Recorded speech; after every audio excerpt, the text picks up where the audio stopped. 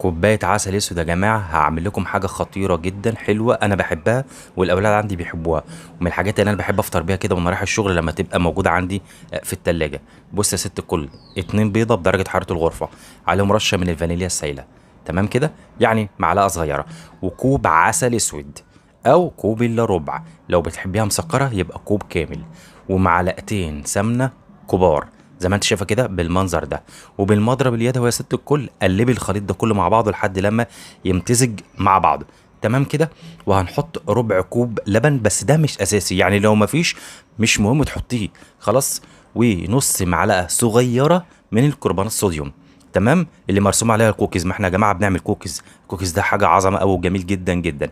بصي بقى انا هنا الدقيق خلي بالك منخول، وهنحطه حاجه حاجه، هنحطه يعني حبه بحبه، بس منخول اهم شيء. طيب انا لما جيت حطيت 3 كوبايات من الدقيق، وبعدين رجعت قلبت، مش بعجن، انا مجرد ما بقلب زي ما انت شايفه كده، ام محمد بتعمل بالاسباتولا.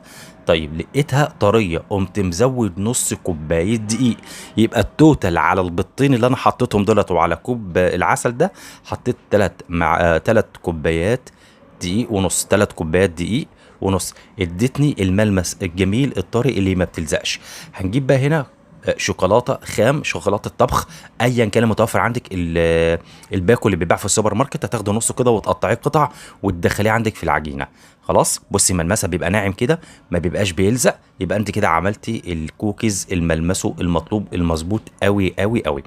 هتبتدي بقى ايه، تسيبيه العجينه ترتاح كده بتاع 10 دقايق او ربع ساعه، وهتبتدي تشكليها تشكيله عادي جدا، تاخدي قطعه صغيره كده وعلى راحه ايدك او كفه ايدك، وتبتدي ايه تكوريها تعملي كوره، وهتزوقيها يبقى يا اما بشوكليت شيبس، او زي ما انا عملت كده قطع الشوكولاته اللي انا كنت جايبها بتاعه الطبيخ وكنت مقطعها بالسكينه حطيتها على الوش، هتفرديهم هتعملي بنفس المنظر ده على الصاج بتاعك. الصاج مش مدهون خلاص، ان هي كده كده فيها سمنه.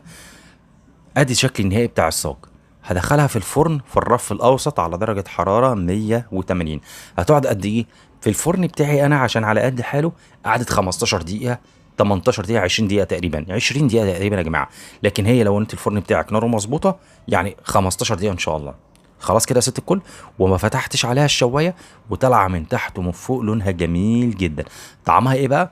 خطير. بص وانا بفتحها، بص عامله ازاي الشوكولاته من جوه، عامله ازاي، تاكليها مع القهوه حلو قوي، مع كوبايه شاي بلبن جميله جدا، وبتدي طاقه ومغذيه جدا لطفلك والزوج حضرتك، حاجه يعني حلوه قوي قوي قوي بجد. انا هنا في البيت عندي بيحبوها جدا، وسهله، تقدري تشوفي الفيديو بتاعي ده وتقومي تطبقيها على طول، ده بيضتين على كوبايه عسل على سمنه، والموضوع سهل مش مستاهل. جربيها كده وقولوا لي رايكم في الكومنتات.